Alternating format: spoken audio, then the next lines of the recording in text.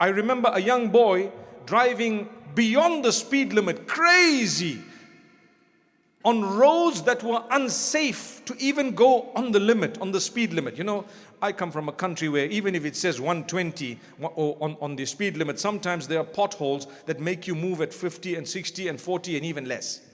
So if you're going to cruise at 120, 130, it's dangerous. And you have a young boy with a beautiful motor vehicle trying to cruise at whatever high speeds. And then I remember telling this boy, you know what, don't do this. He told me, well, whatever's written is going to happen.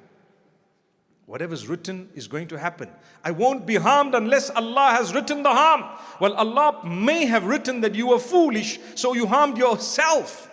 It doesn't mean that because Allah has written it, that you need to now become careless and lose yourself. Didn't Allah give you the brain? Didn't He give you safety rules and regulations that people reminded you of? Didn't He give you the ability to distinguish between what was safe and not? You have to work towards what you believe is going to protect you. Do what you believe is going to save you. And then if something happens, you can say, you know what, it was in the hands of Allah. Otherwise, you are to blame. The whole of judgment is based on how you and I used the choice that Allah gave us. On the day of judgment, what is Allah going to ask you? Do you know? He's only going to ask you about how you used the choice He gave you when He gave it to you. If He did not give you a choice, there's no question asked.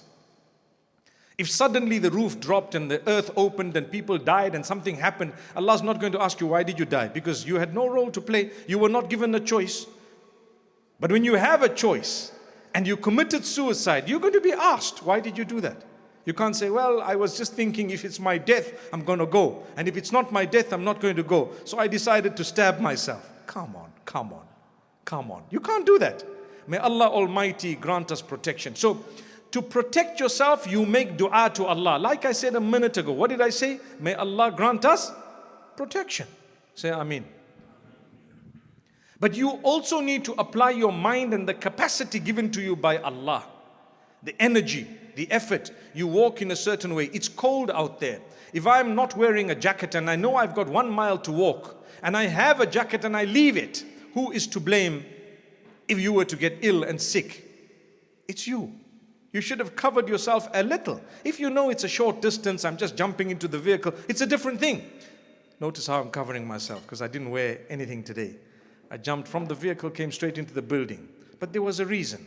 Because I knew if I'm going to carry massive coats and everything, I'm going to have to take it out. I just need to walk in, walk out. But if I were to walk a whole mile, I would have brought something so warm with me because Allah's given me the capacity and the energy and the ability. I can't blame Allah then to say, well, it's okay if I'm meant to be sick, I'll be sick. Can you say that? Some people do say these things. Well, if I'm meant to, then it will happen. No, no, no, no. If Allah gave you the capacity, He expects you to use that capacity.